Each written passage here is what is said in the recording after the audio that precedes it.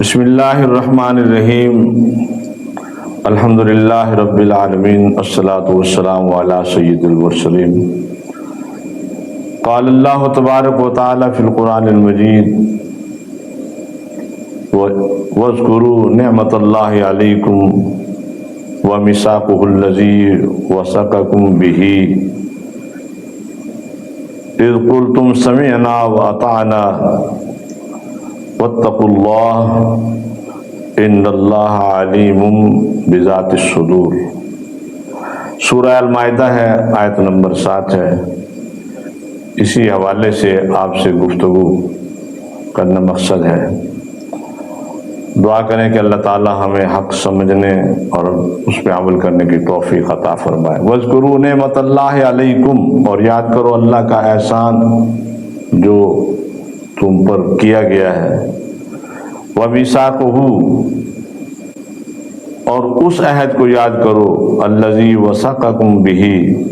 جو اس نے تم سے لیا۔ کس نے لیا؟ رسول اللہ صلی اللہ علیہ وسلم نے بیعت عقبہ کے موقع پر صحابہ سے جو عہد لیا۔ اِذْ قُلْتُمْ سَمِعْنَا وَأَطَعْنَا، اس وقت تم نے کہا کہ ہاں ہم آپ کا ہر حکم سنیں گے، آپ کے ہر حکم پہ ضرور عمل کریں گے۔ واتقوا اللہ ان اللہ علیم بذات الصدور، اللہ سے ڈرو، بے شک اللہ دلوں کی بات جانتا ہے۔ دوستان مکرم، میلاد کے پاکیزہ مہینے کے اندر ہر جگہ مسلمانان عالم حضور کی ولادت باسعادت کے حوالے سے اپنی گفتگویں کر رہے ہیں اور پیارے آقا کریم صلی اللہ علیہ وسلم سے اس کو محبت ظاہر کر رہے ہیں اور اپنے ایمان کے تقاضوں کو پورا کر رہے ہیں۔ پیارے آقا کریم صلی اللہ علیہ وسلم سے جو ہمارے تعلق کی بنیادیں ہیں ان کی پاسداری کر رہے ہیں، تو اسی سلسلے کا ایک چھوٹا سا عمل ہم بھی کر رہے ہیں آپ کے سامنے کہ ہم نے کلمہ پڑھا ہے، اس کے کچھ تقاضے ہم سے ہیں، حضور پہ ایمان لانے کے کچھ ضروری تقاضے جو قرآن پاک کی روح سے ہم پہ لازم ہیں وہ ہمیں پورا کرنے چاہیے۔ یاد کرو اللہ کا احسان جو ہمارے اوپر اللہ پاک کا احسان ہے، اور وہ رسول اللہ صلی اللہ علیہ وسلم کی بعثت کی شکل میں ہمارے اوپر اللہ پاک نے خصوصی احسان فرمایا۔ اور رسول اللہ صلی اللہ علیہ وسلم سے ہمارا یہ عہد کرنا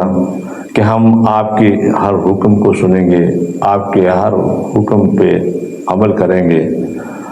پھر ہمیں اللہ تعالیٰ کا خوف رکھتے ہوئے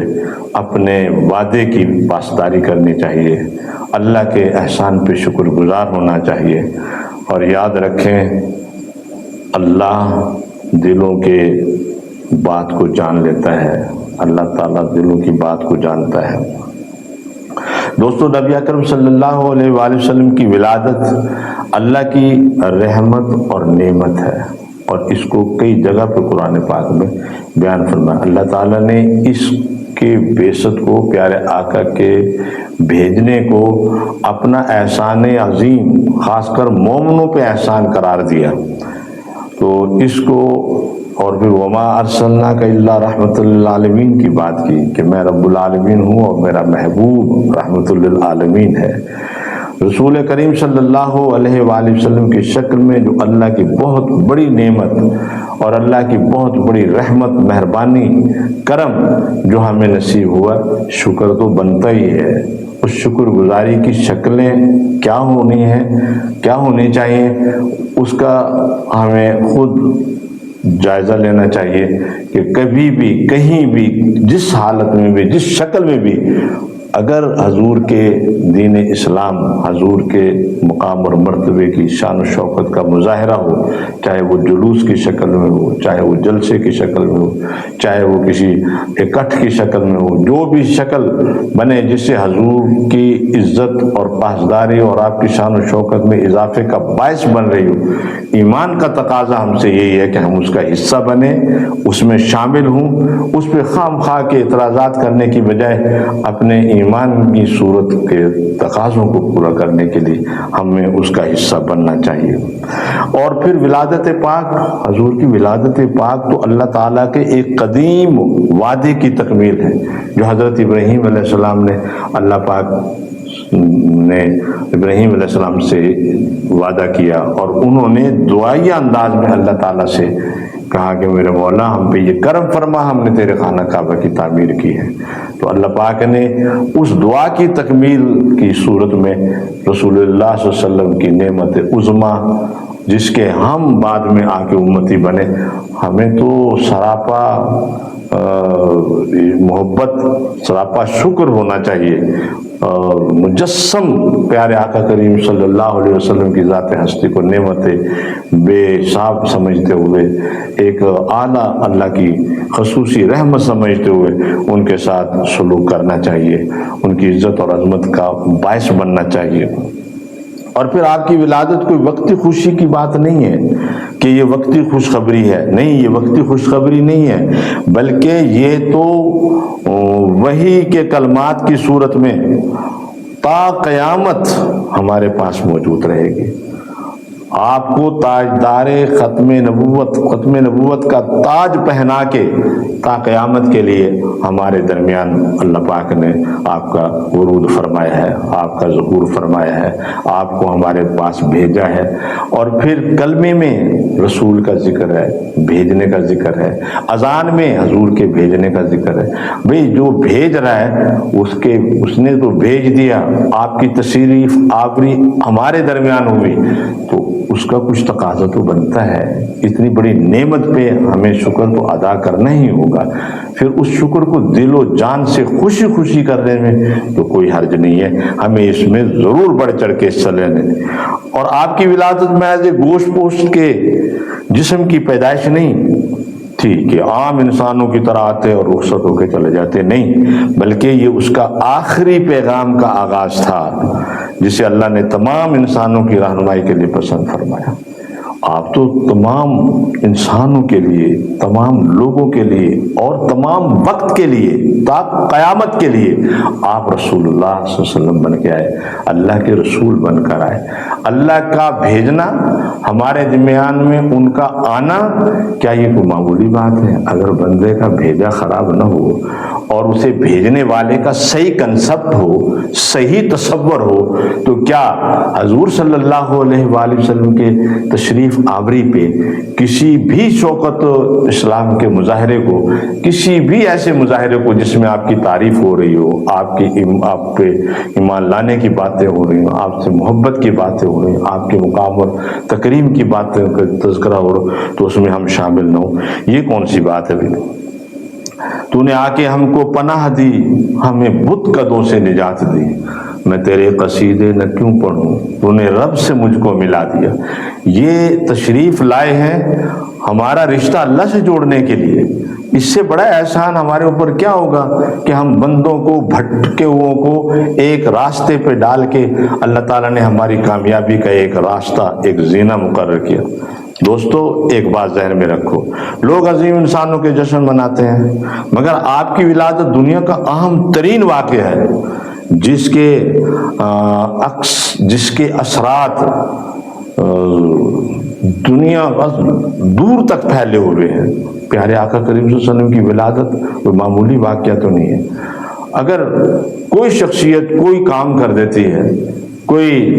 جیسے قائد اعظم رحمۃ اللہ علیہ ہیں، پاکستان کے بنانے کے اندر انہوں نے ایک رول ادا کیا، تو ان کا یوم پیدائش آتے ہوئے ہم کیا کرتے ہیں؟ خوشی کا اظہار کرتے ہیں۔ 14 اگست اللہ کی نعمت کی شکل میں یہ ملک ملا ہے، ہم کیا کرتے ہیں اس کی خوشی؟ ہم جیسے ہی وہ 14 اگست پلٹ کے آتا ہے تو اس پہ ہم خوشی کا اظہار کرتے ہیں، کیوں؟ وہ ایک نعمت کی صورت میں ہمارے پاس موجود ہے۔ اب دیکھیے، جس کے صدقے میں پاکستان ملا، جس کے صدقے میں